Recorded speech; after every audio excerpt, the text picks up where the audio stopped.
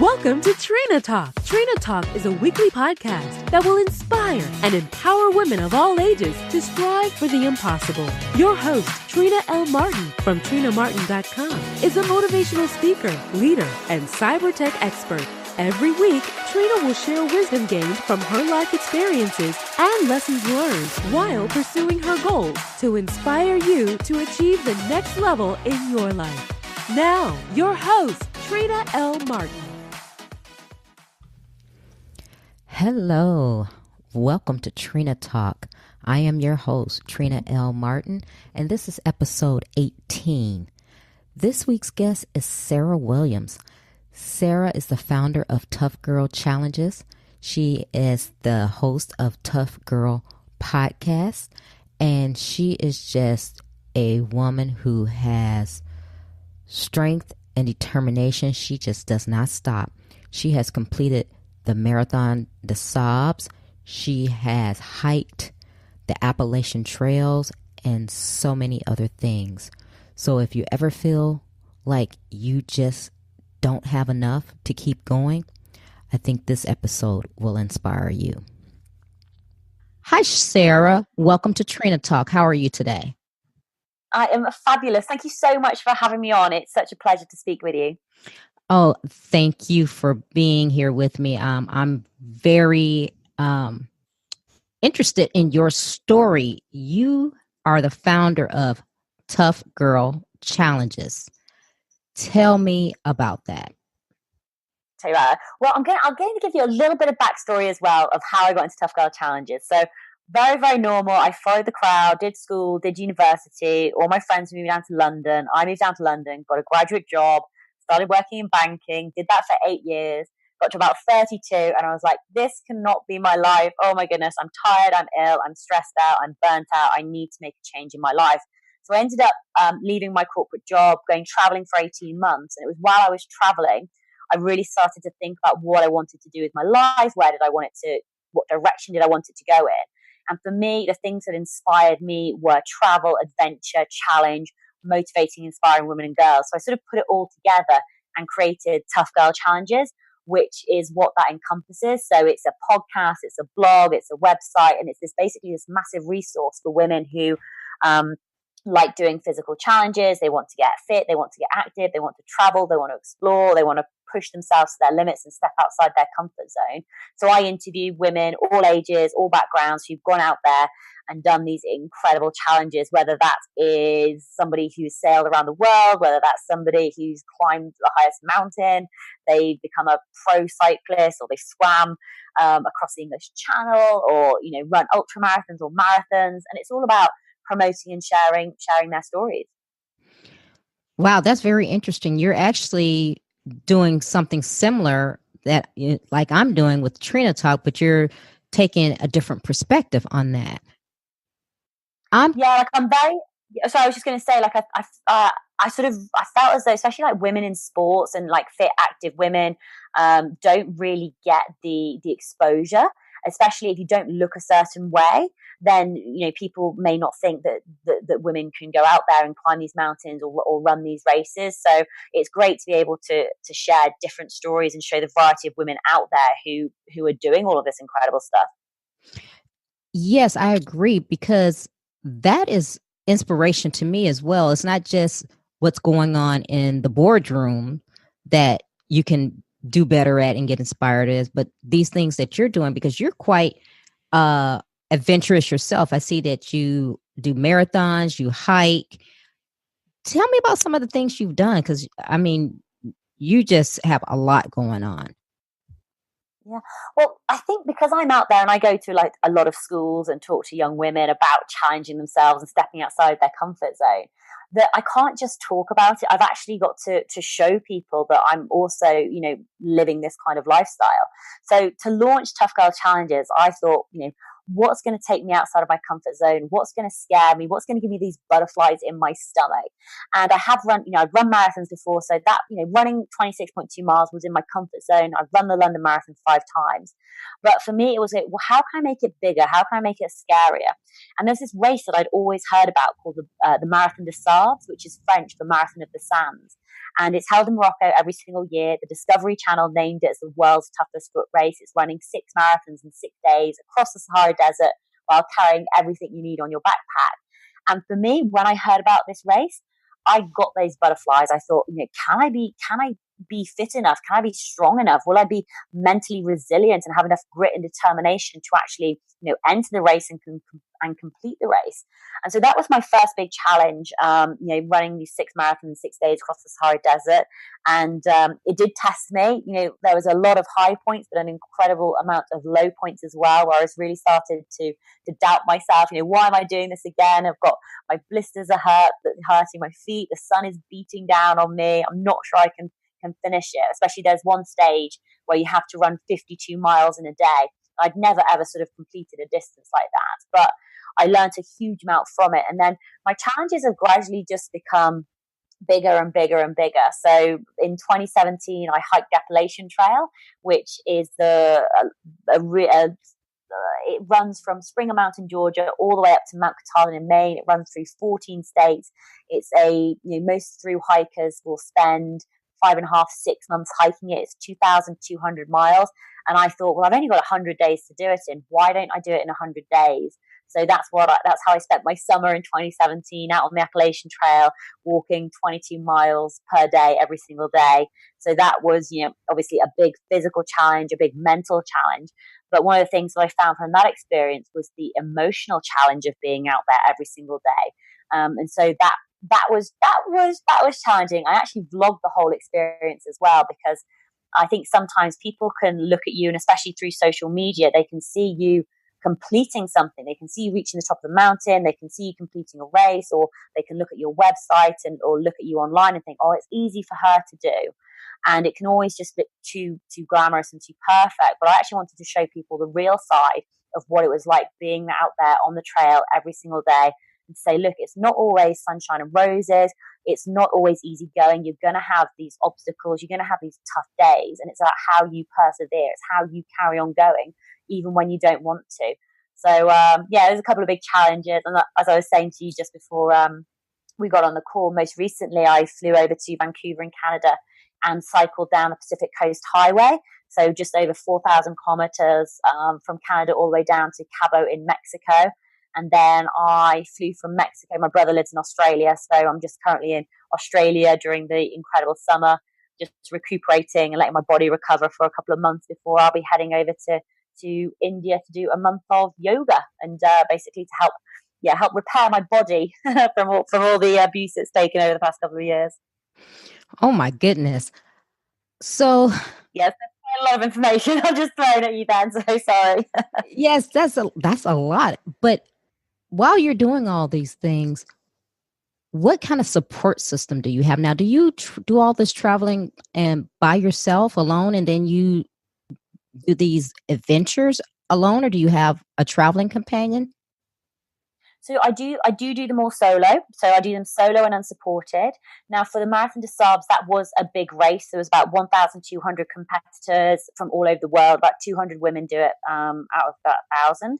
So there's other people around. When I did the Appalachian Trail, I did that completely solo. Same with my bike trip. But I always find is that you're never really alone. You always meet people along the way.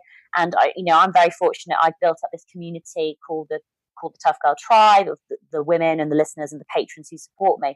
So I was actually able to meet up with them as well while I was traveling, which was really fabulous.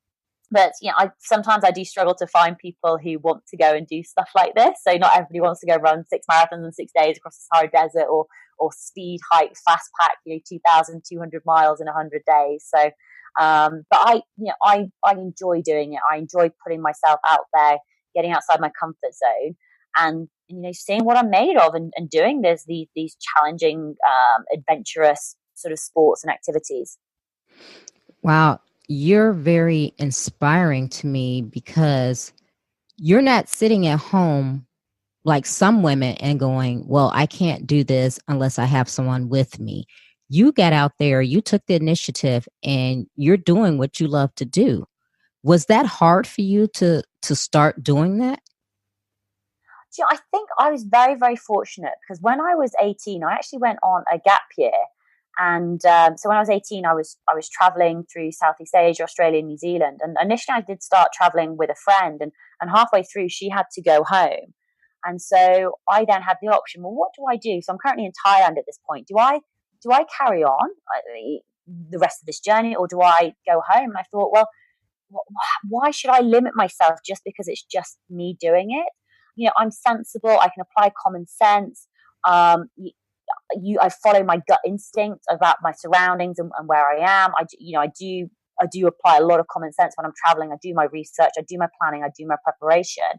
And I decided to carry on. And to be honest, it was the best thing that ever happened to me, because it built what I think is to build your own internal self-confidence. You have people who will stand in front of a mirror and say, I'm confident, I'm confident, I'm confident. And they'll say all these words, which is great, but actually it doesn't change who you are from the inside. To actually make a change, you've got to take action.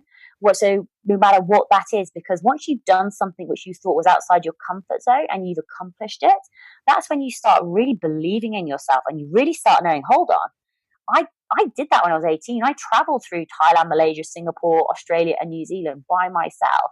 So when I did start working, in my corporate job, I did have this self-confidence and self-belief in myself, which, a lot of other women didn't have. And I think that's why I've been so inspired to try and give back and to encourage other women to get out there, to challenge themselves, because I can see how doing stuff and taking action can have knock-on consequences to other areas of your life. And that can be an incredibly powerful thing. Wow. So what I'm curious about, because you spent some time in corporate and you said when you were 18, you went and did some traveling. You had a friend that went with you, but you ultimately had to continue alone. Where did you get this confidence from? Was it something that your parents instilled in you, or was it something that just developed over time and you finally said, I can do this and this is how I want my life to go? How does that come to be? I think it definitely did start with my parents. My mum particularly has always encouraged me, and my dad as well, as in just saying, you can do this. You can always do it. Whatever you put your mind to, you can go out and achieve. And I think what happens is confidence grows when you start doing little things. So whether it's doing standing up on stage or reading a poem out loud, whether it is traveling to your first my first half marathon, and then suddenly realizing, oh, okay, I've done it. And then it builds over time. So I didn't just go out straight away and run these big races and travel these big distances by myself. I'm 37. Oh, yeah, I'm trying to figure out how old I am. I'm 37 now. And so I've been doing this for a long time. And so it can build and it can grow, and you can get to that point where you think, well, actually, I can do anything if I set my mind to. But you just got to decide what it is that you want to do. Do your planning, do your research, and actually start. That's the problem. Some people get so overwhelmed. And also sometimes, that happens to me. If I look at a big challenge overall, or how am I going to cycle from Vancouver in Canada all the way down to Cabo in Mexico, over 4,000 kilometers, that's a big, overwhelming goal. And actually, this is what happens with women particularly. They look at it and they start worrying about all the different details that actually it stops them from even taking the first step. I think that's what I try and do through Tough Girl Challenges, is to show women, but this is how I progress. So this is from me having the idea. What were the first steps that I took? How did I afford to pay for it? What were my biggest challenges? What were my biggest worries? What did I need to do in order to actually make this a reality? And then people can actually follow along the journey and be like, oh, okay, so she didn't do it all at once. And, oh, okay, so she just decided on her date. Oh, then she just booked her flight. Oh, that's how she handled the bike situation. Oh, this is how she did that. I mean, there's this great technique, actually, which is very practical advice, which I'd love to share, which is called the what-if list. So, sometimes it'd be like, well, what if I run out of money? What if I run out of water? What if my bike gets stolen? What if I meet a bear? What if there's a stranger who's making me feel uncomfortable? What if I lose my baggage? And what you do is, when you're in a nice, safe, comfortable environment, so you're sat at home, you get a piece of paper, you draw a line down the center on the left-hand side, you write down every single what if, every single fear that your parents or your friends or your family throw at you, like about traveling solo or doing an adventure, about what what could happen. And then on the right hand side, you go through that and you logically work through. So what would happen if I got my bike stolen? Okay, well, I'd obviously have to report it to the police. I can have insurance on it. I could figure out how to buy a bike. I'd figure out how to borrow a bike. What happens if I, for example, ran out of water on the Appalachian Trail? Well, I can continue walking until I reach the next water source. I can ask a person on the trail for some more water. There's always ways of figuring it out. And that's not to say that doing that exercise, you'll go through every single problem and challenge that you'll face. But actually what it will do is it'll make you think in a very comfortable environment about how you would handle it. So if something like that does happen when you're out there, you've already sort of thought it through and you know that, oh, actually that's not too big a deal. I can figure this out. I can work the problem.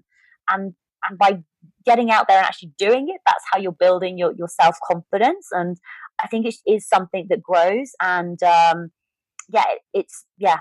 definitely grows. Sorry, I went off a bit of a tangent there. No, I mean, that is very good practical advice because, like you're saying, most people, when you're doing that and then you encounter something and then you get anxious and paranoid and you're overwhelmed and then you can't think. You don't know what to do. So, for example, with the bike, like you said, if you're somewhere and you get your bike stolen, most people would just freak out and go, okay, what do? I just had my bike stolen. Everything is over. Whatever I set out to do, I can't do it anymore because I've had this hurdle, instead of having in their mind a plan to say, okay, these are the steps that I would take and I can continue on my journey. Yep, exactly. So when you're doing all this traveling, because it seems like you've just traveled all over the world, are you traveling with your own bike and things like that? Or do you rent bikes when you get to the place where you're going? How does that work for you? So that is such a great question. So I actually didn't have a bike before I did my bike trip. So I borrowed my dad's bike to train on, and I trained a lot in the gym, but I couldn't actually afford to buy like a brand new spanking bike. So my plan was, when I flew over to Vancouver, is I would go to a secondhand bike shop, rock up and basically find a bike that I could buy on the cheap. I'm doing this on a massive budget. Sorry, when I say a very small, tight budget, not a massive budget. And I remember, rocking up to Vancouver, going to visit the bike shop, and I've vlogged this, so you can watch this on YouTube. And I walk in, I'm like, "Hi, I'm Sarah. I'm going to be cycling down the Pacific Coast Highway. What bikes do you have?" And they're like, "How much do you want to spend?" And I was like, "Nothing. I don't, what are the cheapest bikes?" And they started showing me all these flash fancy bikes. And I was like, what about those sort of rusted old bikes in the corner? Would they do the job? And that's what I ended up buying, the secondhand, rusty 90s, vintage, CGI type bike. I don't even know the technical specs of it, which was fantastic. And that got me all the way down to California. And then I was actually doing this sort of off-road section in Mexico. So I needed to borrow a different bike because I couldn't afford to buy one. So I actually borrowed a bike from a friend. So one of my listeners from the Tough Girl Tribe knew what I was doing, sent me an email saying, "Hey, Sarah, look, I've got a bike here. It's at my parents' house. If you'd like to borrow it, you can totally borrow it." So I ended up borrowing that bike, ride that bike down to Cabo in Mexico. I did have a few issues sending it back. So I was posting it back by DHL. And so I got to Mexico, got it all packed up, gave it to DHL. Off you go, DHL, do your job. And I could relax. Then flew off to Australia. And then suddenly I thought, I haven't heard from them. Maybe, what's happening with the bike? And realized that the bike actually hadn't been returned. It'd been sent back to Mexico instead of being sent back to California. So now, it was just a bit of a nightmare. So I'm currently I don't speak Spanish as well. So I'm having to call up DHL in Mexico. There's like a 17-hour time difference from Australia. Explain to them I've got a UK mobile, but I'm in Australia and I rode a bike from America and I need to post the bike back, and they wanting me to come back into Mexico and I'm in Australia. So that's obviously quite stressful, and issues like this do come up, and sometimes you just got to learn. You've got to go through, work the problem. So I ended up using the power of social media. I emailed the CEO, trying to get this bike sorted, and now finally it is on its way. It's being sent back to the person I borrowed it from. So things like that can be quite stressful. So it's definitely, I think the lesson from that is never borrow equipment. but sometimes I've had to. So for the Appalachian Trail, I couldn't, at one point, I didn't have a tent. I couldn't afford a tent. And I was thinking, because I had to do it very piecemeal, how I pay for stuff. So, 1 month I'll make enough money and that'll pay for my flights. And the next month I'll make enough money, I'll pay for my insurance. And the next month I might buy a piece of equipment. So, that's how I afford to pay for things. I do it very, very gradually. And so, a friend reached out and said, do you want to borrow a tent? So I've always been in a very fortunate position that people want to help you achieve your goals. So when you put it out there and you tell people, look, this is what I'm going to do, 9 times out of 10, people want to help you and they want to support you. And if people aren't helping you and aren't supporting you, then actually it's time to look at your friends and think, actually, who do I want to have in my life? And I think if you put it out there, this is how I find it. I find that everybody wants to help. The kindness of strangers that I've received, while I've been on the road has been amazing. Just people going out of their way to either give me accommodation, give me food, to make sure that that I have everything I need has been, absolutely incredible. And that leads me to a question. So how do you finance all your trips? Are you getting sponsors? How does that work? Because like you said, you're on a tight budget, and I know all of these flights and entering these events, it can't be cheap. So do you have a sponsor? How do you make it work for you? Yeah, so I don't actually have a sponsor. So have you heard of a website called Patreon? Yes. Yeah. So Patreon is how I make my money. Patreon is basically, it allows individuals to donate between $2 and $25 or however much they want every single month. And I now have over 200 patrons who support me and support the podcast. So that's one way of making income. But I also still work 2 part-time jobs. I do live with my parents at home. So I have a very minimalist lifestyle. I don't really go out. I don't socialize. When I'm at home, I'm working, and I'm either washing. I went from winning a national award. So I won the Beer Game Changer Women's Sporting Trust Media Initiative of the Year award on the Friday night. On the Saturday morning, when I was back home, I was washing the dishes again in the local cafe that I work at. So I do put in the hours to make it happen. I'm very conscious of how much things are going to cost. So I do have that goal target, and I work towards it.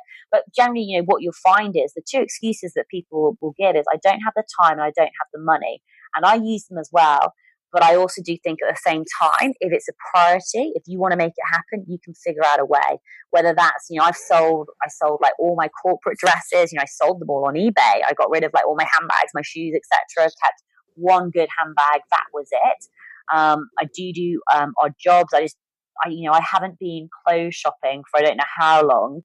I don't buy DVDs. I don't buy CDs. I don't go out to concerts.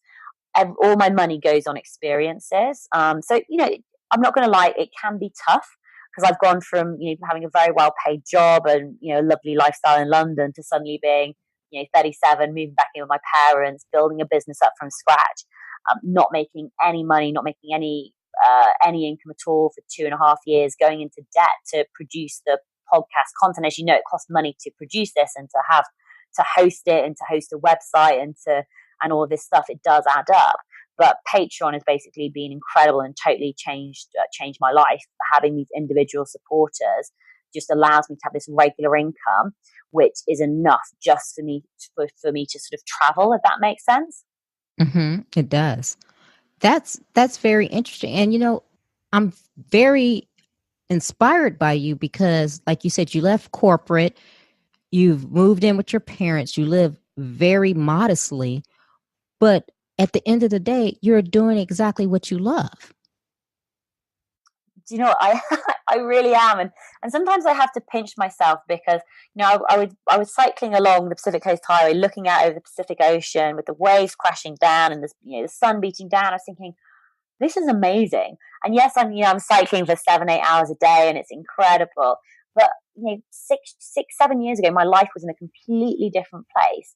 But because of the decisions that I've made and the actions that I've taken, I am now living a life that I haven't fallen into. I'm not just existing. I am choosing where I spend my time, how I spend my time, who I spend my time with, and not to get too, but I'm basically am living my best life. And that's not to say it is easy all the time, because it's not. And this is something I'm very conscious of what I put out there. I know that people can look at the superficial level and see me going out and doing these challenges and having these great experiences and traveling.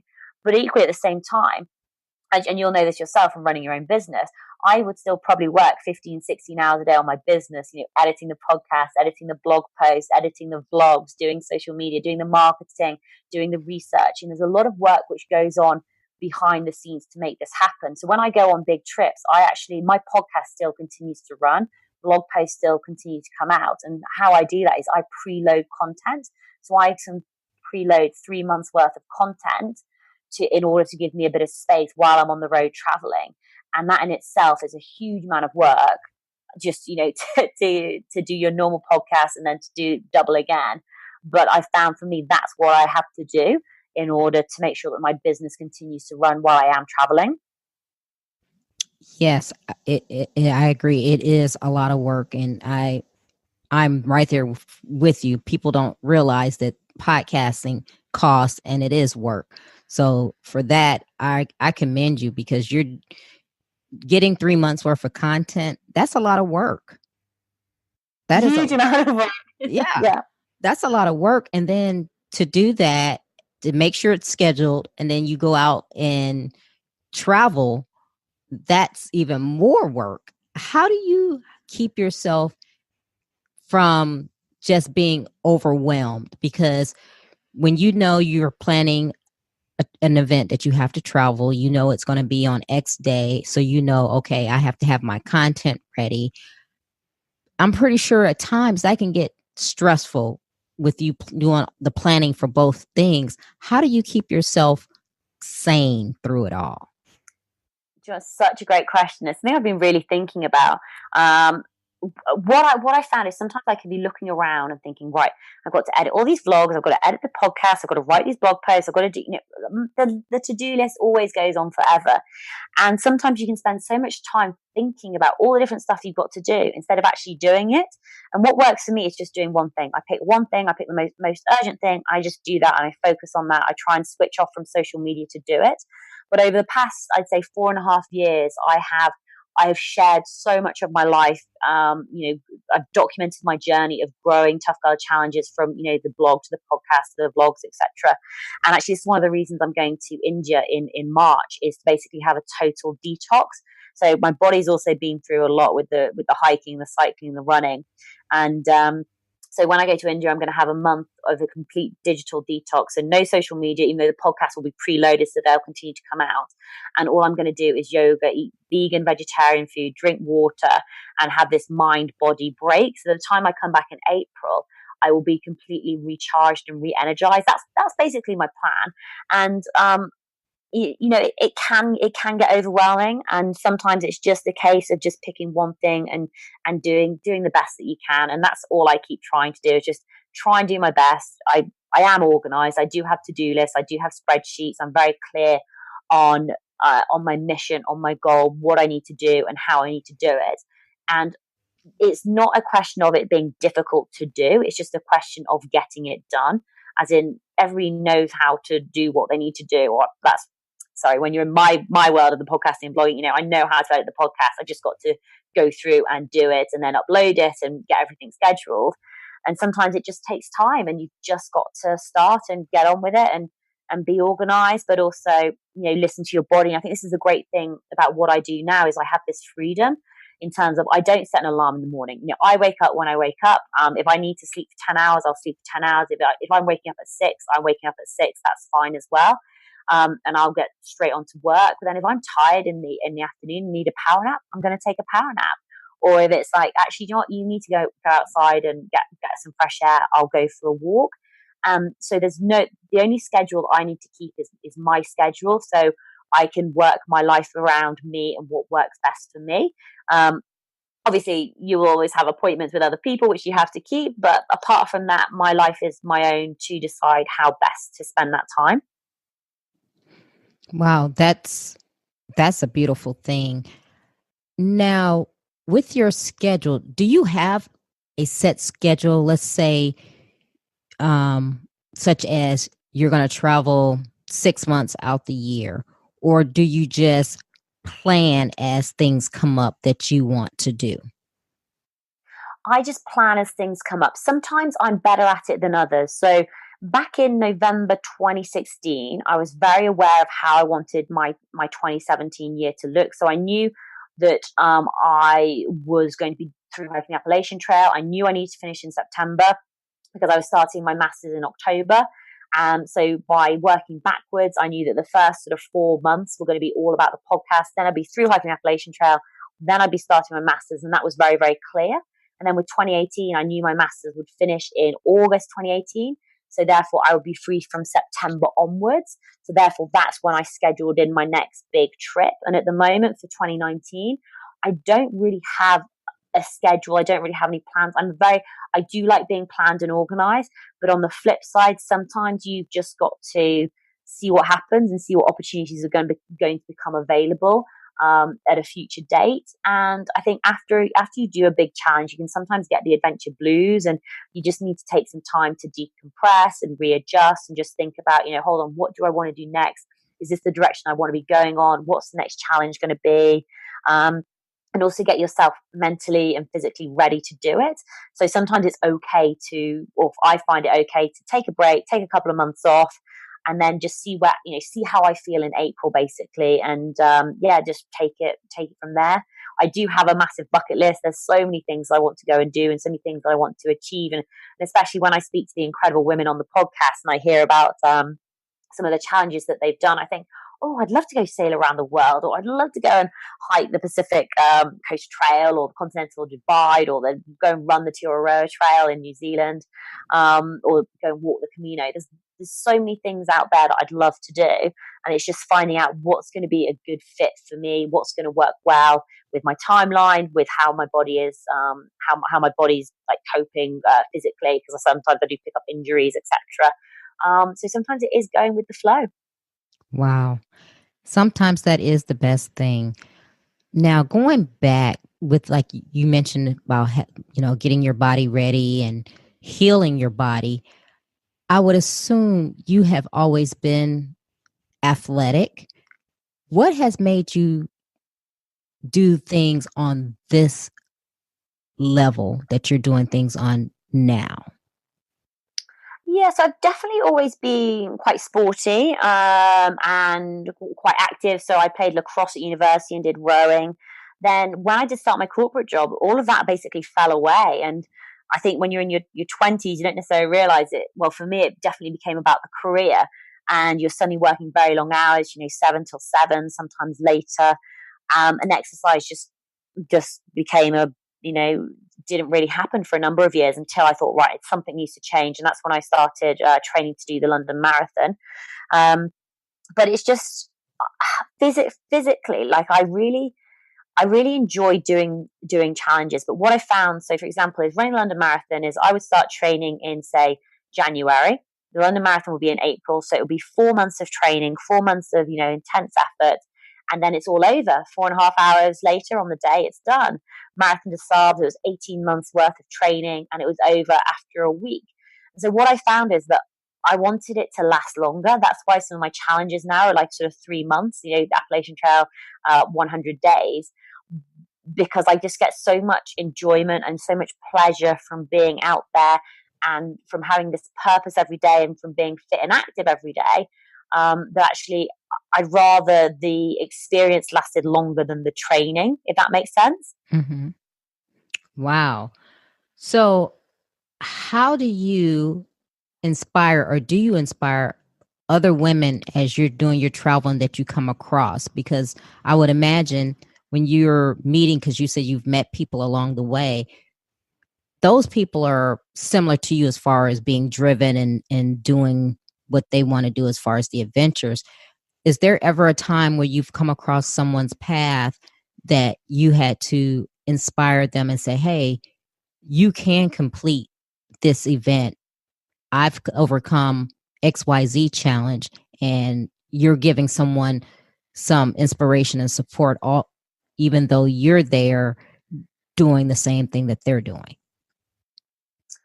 Yeah, I yes, I think it's more the words of the women on the podcast that I speak to, and when they share their stories. I think that's their voice is coming out, their message, what they're saying, and because all the women are different, and a lot of them talk about challenges they face, whether that's cancer, brain tumors, whether that's dealing with anxiety, talking about mental health. The other topics which come up quite a lot is around fear. Fear of failure, fear of letting your friends down, fear of being judged by other people. And so, I do have my own story, my own journey that I've been on. I know what works for me, but I'm a very driven, action orientated person, and not everybody is like that. So different people get motivation inspired in different ways. And I think that's why it's so important to have this wide range of women that I interview, different ages, different backgrounds, different challenges, because there'll be stories which resonate with other individuals. And I get emails all the time, because of you. But one of my favorite ones though was Sarah, because of you, I've quit my job. And I was thinking, oh my goodness, why have you quit your job? Like, I'm not sure I want to take responsibility for this. But then, she went into detail. She said, I've been doing this for so many years. I'm not happy. I haven't been happy for a while, but actually I've decided I need to bite the bullet. I need to make a change. This is what I'm going to be doing. I've had other women who've written to me saying, I decided to I had this really bad day on one of my cycle adventures where I was in the middle of the desert. My bike ended up breaking. The two guys who I was traveling this section with ended up leaving me in the desert, and I had to physically push my bike out for like 12 miles through very mountainous, tough terrain. And I wrote this all down in this sort of blog post and shared it. And a girl emailed me saying, Sarah, thank you so much for sharing that. I've been really struggling with my depression at the moment. And I thought, if Sarah can do that, then I can get out of bed today and have a shower. So sometimes it can just be, the little things that can make a difference. And to be honest, it's also somebody just believing in you, somebody saying you can do it. Because sometimes there's so many people out there who are scared, are fearful, and it can be your closest friend, your friends and family who don't mean to, but maybe don't give you the support. But if you've got somebody who believes in you and say, look, you can do this, you can do it, you just have to start, that can be incredibly powerful. And I think, for me, being able to believe in these women, to be able to respond to their emails, respond to their messages and give them that encouragement, or, to recommend a certain episode that will be helpful for them, that can just change their perspective and change their view and think, well, actually, okay, well, if she can do it, then I can do it. How does that make you feel when you do get the emails from your listeners saying that you have inspired them to achieve their next level in life? How does that make you feel inside? Oh, it's emotional. Like it really it gets to you. I mean, I've had tears reading some emails that people send to me, and it's why you do what you do. It's when people come up to you and say, after I listened to that episode, I went and did this. You're just like, oh my goodness, like I've just had this direct impact on your life. And no, I love it. It's one of these. It makes me feel good. I get a massive sense of pleasure and enjoyment from it. But then the thing that I'm also very conscious of is the knock-on consequences. It's this ripple effect. So this, I inspire one woman. That one woman, her family and her friends will see her go out. Say she's gone out and done a 5K or run a half marathon, went and run a marathon, whatever it may be. Then her friends and family are going to be looking at her, being inspired by her, thinking, oh, wow, Susan or Sharon or Tracy or whatever has gone out and done that. Well, maybe I can try something. And then that woman will then inspire her friends and family. And you cause this ripple effect. I think that's why it's so important to get women's stories out there in the media so they can say, oh, hold on, everybody doesn't look the same. Everyone doesn't have the same body shape. And actually, you can take up running in your 60s. You don't have to be an Olympian. You can be a grandmother. You can be a young person, a middle-aged person. You can be a single mum. You can be a divorced mum. You can have children and not have children. There's no right or wrong way of doing it. And now I've got, over 180 episodes of women doing these amazing, incredible challenges. And it's only going to increase. And as I continue to share their stories, and it will just create this ripple effect. It's about It's about showing or other women being able to see other women doing it. Because if you can see someone who looks like you doing it, then you start thinking, well, hold on, if she can do it, then I can do it. And that's where the change can happen. And I feel incredibly privileged and honored to be in this position where I have a platform and I can help to motivate and inspire the next generation of women and girls. Wow, that's amazing, because you are an inspiration. I'm just listening to you, and you are really inspiring me. And I laugh because a lot of the things that you're saying are things that I say on my podcast and that I say to myself. And it's good to know that there's other women out there who want to inspire and lift women up, because I think so many times we as women don't do that. But when you do find, because my thing is, I want to use my voice to, just as you said, I've been through some things and I want to share that with other women so that they don't have to go through that. And if I can help one woman or inspire one woman, that's what I'm doing this for. I mean, I definitely say for me, working in a corporate environment, I found I didn't think it was that other women were that supportive, and possibly I wasn't that supportive because it is so cutthroat and there's so few women doing it. That I sort of struggled in that sort of environment because it was a competition. Like, when you work in banking, it is a competition. You're trying to hit your targets. You're trying to make the sales. You're trying to do what you need to do to be number one. And then now I've changed and I'm in this sort of like this adventure podcasting entrepreneurial world. What I found is it's about collaboration. It's about women working together. It's being guests on other women's podcasts. It's about sharing different stories. It's about sharing these different voices. And actually it helps everybody to grow and develop and to get women's voices and stories out there. And it's just incredibly powerful, and everybody does have a voice, and it's just making it louder, which is, podcasting is such an incredible platform to do that as well. Absolutely. Absolutely. I mean, you are on the same sheet of music that I'm on. I totally agree. Now, I want to transition to, you're getting your master's degree in women and gender studies. Yes. Well, yeah, go on. I'll let you ask the question. No, go ahead. Go ahead. Well, no, I was just going to say, the reason I wanted to do this was because I started to build up Tough Girl Challenges, and I started to, to build this platform and to create this resource for other women. And and obviously with what's been happening in the world with Donald Trump and the Me Too movement, and, gender equality and the pay gap and all of these different things. And I think I really wanted to learn more and understand how I can help. And so I wanted to go back to university just so I obviously do a lot of talking, but sometimes you need to be quiet and to listen and to learn and to really try and understand it. And that's for me, that's what I needed to do for last year, was to go out there and actually to sit down, to study, to actually think critically about what is happening, what are my views, what are my thoughts, how can I help solve this problem.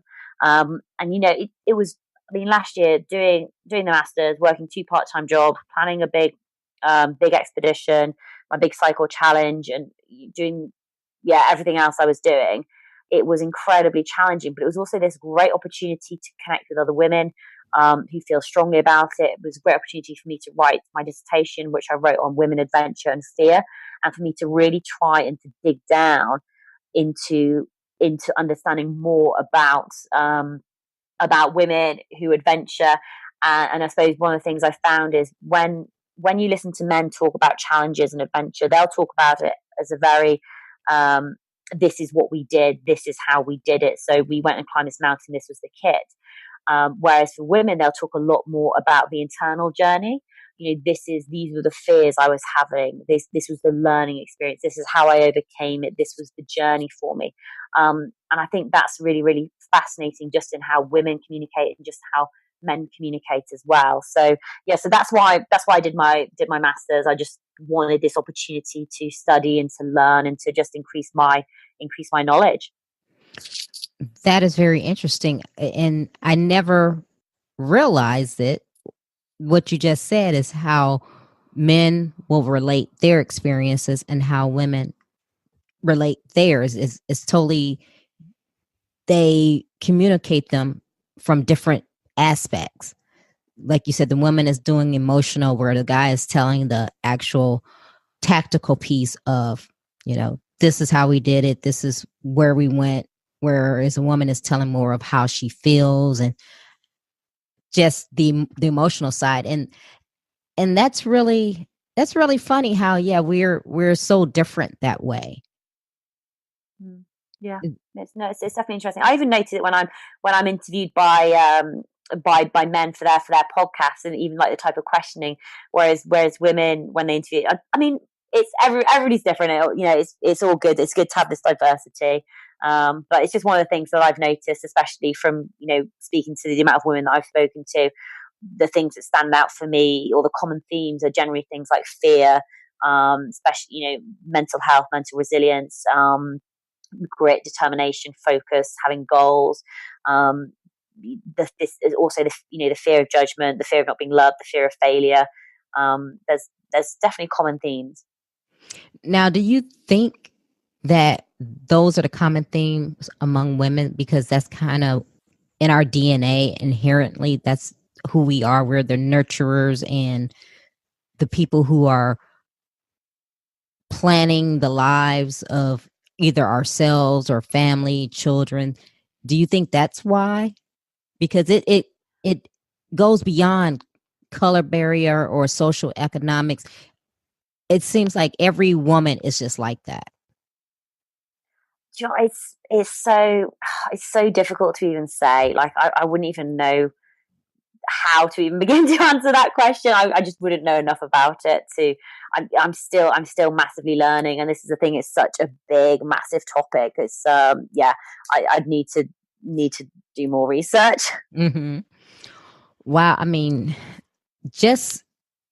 I listened to several episodes of your podcast, and it's amazing.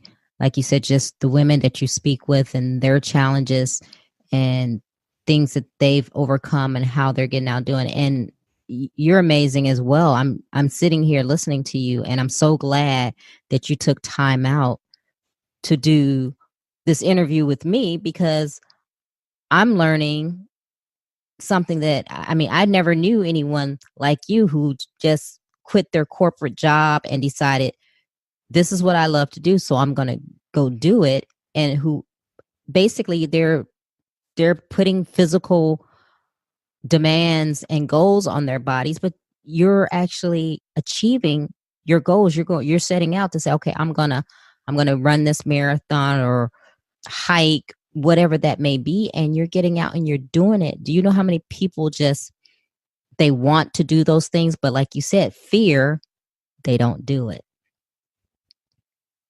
Yeah. Oh, thank you. That's very kind of you to say. I think more women need to see women like you, because even though it may not be to the level that you're doing something, it's just the fact of knowing that I can do whatever it is I set out to do. I just have to do it. Yeah, absolutely. And it does build. It does build. Like the more that you set yourself these little goals, mini challenges, and the more that you complete them, the more it builds up your own confidence. Thinking, well, actually, if I set myself these challenges and I put in the work and I figure out how to do it, then actually what's to stop me from setting slightly larger goals and bigger challenges? And it will just continue to grow, and along with your confidence, because actually what you'll have is you'll have all this evidence behind you saying, well, actually, I set myself that goal and this is what I did to achieve it. And I went out and achieved it. So you can look and you can learn from those experiences. But equally, exactly like you say, it is about sharing these stories, showing other women out there, getting their voices heard. And it's inspiring, and that's all I hope it does. It makes somebody think about their life and really take that time to think, hold on, what do I want to do? Not what my parents want, not what my friends expect of me, not what my peers, not what society expects of me, but what do I want to do? How do I want to spend my time? What is important to me? What is my ultimate goal? What is the type of life that I want to be leading? What does success look like to me? And when you really know those answers to those questions, you start to know yourself, and then everything that you're striving for is going to be coming from the right place. And it's then just a question of just going after it. And then actually you're suddenly living your best life, and you're living life on your terms. You're not existing. You're choosing the life that you want to lead. Wow. Well said. And that, since you have said all of that, that's transitioning me into 10 questions that I ask every guest. And their questions just to get to know a little bit more about you, just kind of whatever comes to mind. They're not embarrassing or anything like that, so you have nothing to worry about. So I'm going to go into that. Are you ready? I'm ready. I'm pumped. I'm excited. Yeah, let's do this. Okay. What or who motivates you? Oh, what or who motivates me? Well, actually, do you know what? The first thing that came into my mind was Tony Robbins. I actually wanted it to be a woman who motivated me, so I'm disappointed in myself. But Tony Robbins, incredible motivational speaker, has got great books. Awaken the Giant Within. I actually went and saw him live in London. I can't remember the name of the event, but it was the one where you end up walking over burning coals. Mm-hmm. So I ended up doing that. So I find Tony Robbins incredibly inspirational. And I've also Mel Robbins as well. Her 5-second rule, that's incredible in terms of getting things done. Although 5 seconds is too long for me, I need to say 3 seconds. So have you heard of Mel Robbins? I have actually. I heard her speak. I went to a conference where she was speaking at, so I did get to see her live. So I enjoyed fantastic. It. Yeah. Okay. So what demotivates you? What demotivates me? What demotivates me? Not being appreciated. I think sometimes when you're really passionate about what you do, and you know how much effort that you're putting into something, and then you know the value, you know the importance, you know why you're doing it, but sometimes actually not getting recognized for it, that can be really, really hard. And that's more to do with my ego than anything else. When I feel as though I should be getting more recognition for the work that I'm doing, and so sometimes it can be demotivating to think I'm putting in all of this effort. Why aren't more people listening? Why aren't more people listening to podcasts? But then that doesn't last long, because then I do bring it back. So sometimes I know that that's about ego, and that's a lesson that I'm still learning to handle. Okay. When was a time that something was said or done to hurt you, but it worked for your good? Oh, well, the only thing I could think about is so when I mentioned briefly about being in the desert doing this off-road section and being left in the desert by these two guys, and they were very aware that I vlog my trips, but I don't create content. I just document my lifestyle, so I just share what's happening. And I think that's going to be a really interesting episode when it comes out on the vlog, because when I start out, I'm like, oh, it's going to be fine. The guys will have waited for me at like an hour and a bit. Yes, they won't be able to fix my back rack, but at least they'll know what I'm doing. And then I'm still filming, sort of 4 hours later, and it's become apparent that they haven't waited for me. It's now going dark in the desert, and actually they have just left me there. And then I'm thinking, well, obviously this is a bit of a nightmare because I can't contact them, but this is actually going to be good footage, because unfortunately, this is a real life situation. This is what happened to me. And I'm just continued to film it as I went through those different emotions of thinking, oh, the guys who waited for me, no, they haven't waited for me. They have actually left me in the desert. So yeah, I suppose that's the only thing I can really think of that. Yeah, it'll make a great vlog. I'm looking forward to that episode coming out. Oh, wow. Yeah, I'm going to tune in for that one. What is your fear? Oh, fear of not being loved, fear of not finding a partner, fear of not being finding a special soulmate, a special person to have adventures with. Okay. Is there a time when you wish you had done something that you didn't? there a time I wish I had done something but I didn't? No, like nothing. No, I try not to. No, I can't even think of anything. What would I have? I Okay. normally take opportunities. I normally say yes to opportunities. Yeah, I can't think of anything. Sorry. Okay. Is there a time that you wish you had not done something? Yes. So the big cycle ride that I did. So I cycled on the road, the Pacific Coast Highway from Vancouver down to San Diego. And then when in Mexico, there's an off-road section called the Baja Divide. And so I needed to get like a new bike for that section. It's off-road, it's very remote. Basically, I wish I hadn't attempted to do that at the same time, because it basically just caused a lot of extra stress and anxiety.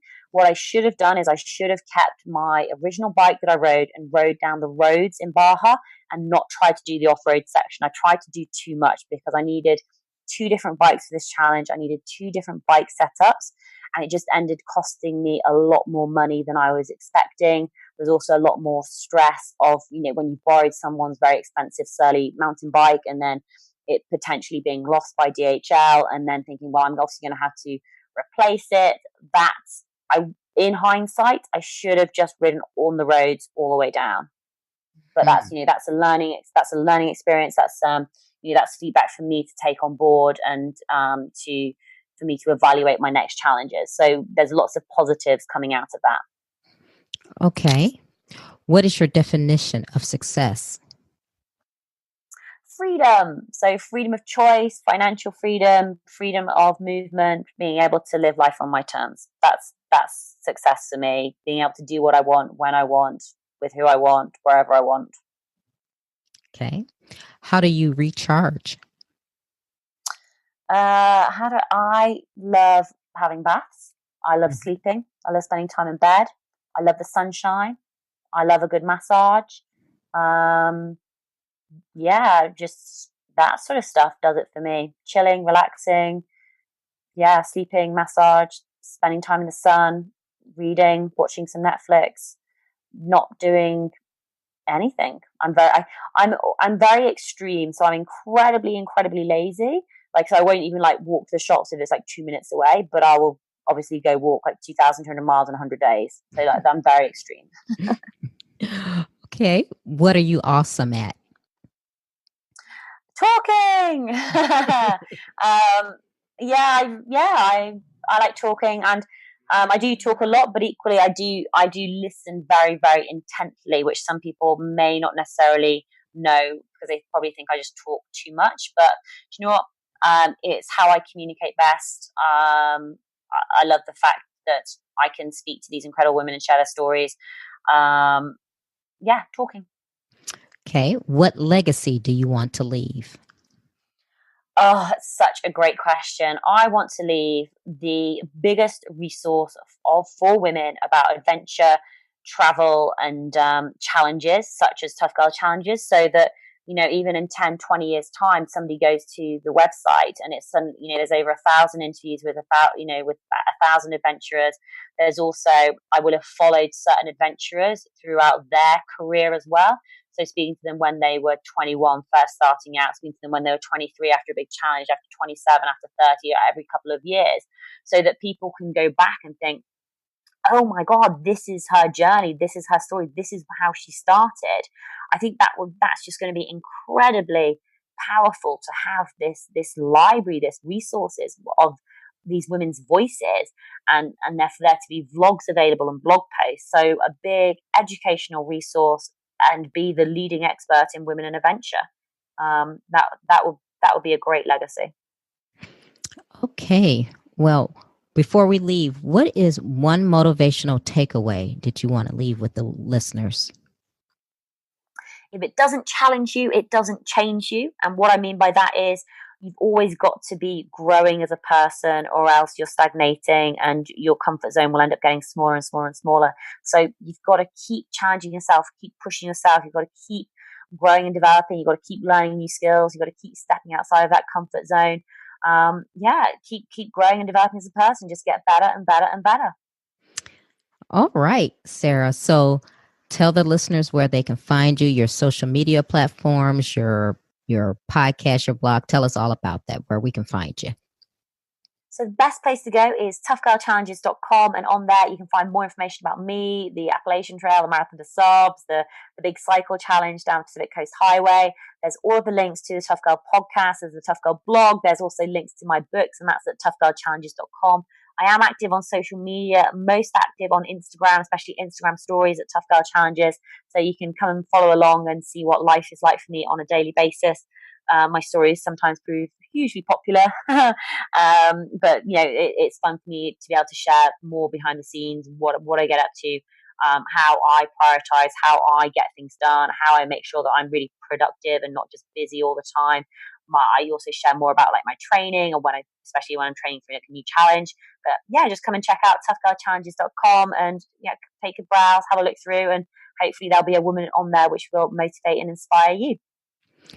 Well, Sarah, you have been very inspiring to me, and I just want to say thank you again for taking time out of your very busy schedule to be here with me and do this interview. Oh, thank you so much. It's been a real pleasure, and you asked some awesome questions. I love the questions at the end. They were fantastic. Well, thank you. If you're looking for a speaker for your live event or conference, go to my website and read my bio and contact me at bit.ly/book Trina. I hope you have a great week. Until then, remember, if you change your mindset, you'll change your life. Keep striving. Success is a journey, not a destination.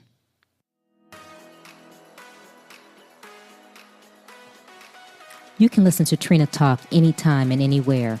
It's available on iTunes, Google Play Music, Stitcher, Spotify, and all other places that you can listen to podcasts. If you like the podcast, please don't forget to go to iTunes to subscribe, rate, review, and share. If you have questions for me or need inspiration on how to go to the next level, tweet me directly at Trina L. Martin.